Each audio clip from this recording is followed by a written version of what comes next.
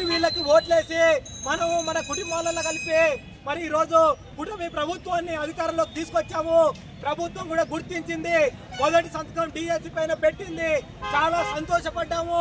కానీ ఆ సంతోషాన్ని 2 రోజులకే ఆవిరయ్యేలాగా ఈరోజు రాష్ట్ర ప్రభుత్వ వైఖరి ఉంది.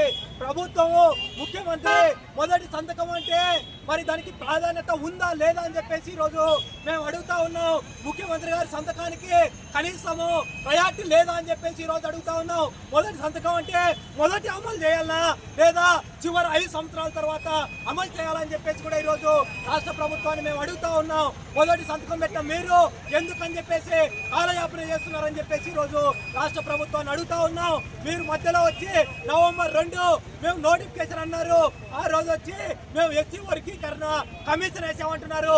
కమిషన్ ఇప్పటికీ నెల 10 రోజులైనా అది గుంటు పడిపోయింది. కనీసం అడుగు కూడా